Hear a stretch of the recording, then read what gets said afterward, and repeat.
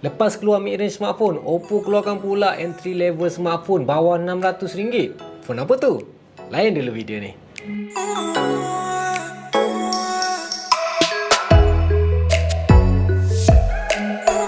Assalamualaikum dan selamat sejahtera, anda bersama saya Syafiq di DirectDMedia. Untuk video kali ini saya nak memperkenalkan kepada anda smartphone yang saya maksudkan tadi, iaitu OPPO A16k. Smartphone entry level daripada OPPO yang terbaru Okey, smartphone ni khusus kepada mereka yang mencari smartphone yang tidak terlalu advance, selagi boleh guna untuk WhatsApp, tengok Facebook, layan YouTube, ambil gambar pun dah memadai. So let's dive into it.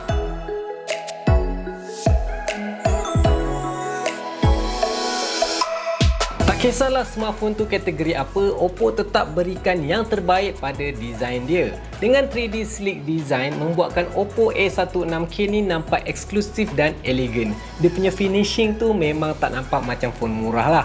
Cuma yang seleknya design belakang dia ni ia fingerprint magnet. Jadi kesancap jari tu memang akan penuh lah dekat belakang ni. Kalau anda tak rajin macam saya yang nak bersihkan kesancap jari tu, boleh je pakai clear case yang OPPO dah sediakan. Bebas dari kesan comot dan kecantikan warna dia tu masih lagi nampak. Kamera belakang dia menggunakan single camera setup dengan kamera bump yang tidak terlalu tebal. Kalau letak atas meja tu tak terasa lah wobble dia tu. Kamera hadapan dia pula menggunakan style water drop notch. Banyak smartphone sekarang dah upgrade kepada style punch hole, tapi A16k ni masih lagi dengan style yang macam ni. Ini menunjukkan yang design ni masih lagi relevan.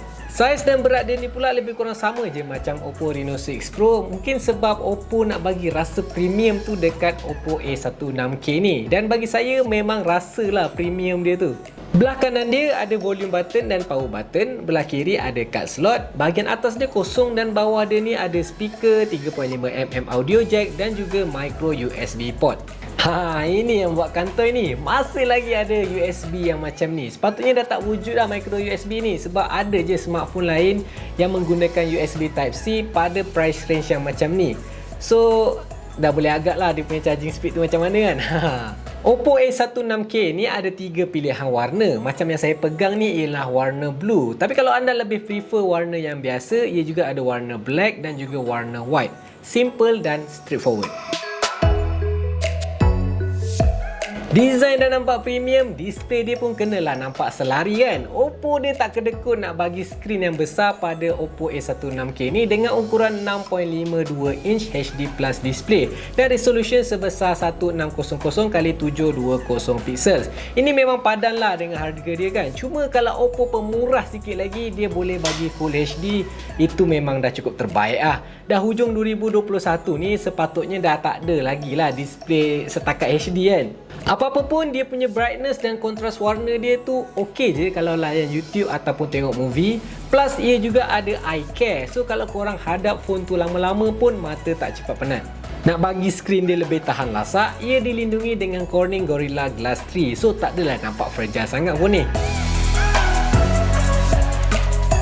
Display dia yang besar tu boleh memberikan gambaran yang lebih jelas apabila kita mengambil gambar. OPPO A16k ni ia datang dengan single kamera iaitu 13MP main kamera dan 5MP selfie kamera. Bila satu kamera ni kalau nak ambil gambar tu memang tak payah nak pening-pening dah, boleh terus snap, dan ia juga ada mode untuk gambar malam. So membuatkan gambar tersebut akan nampak lebih terang dan kurang noise. Saya tak nak komen sangat pasal kualiti gambar dia. Kalau boleh korang nilaikan sendiri lepas tengok sampel gambar dan video yang saya dah ambil ni.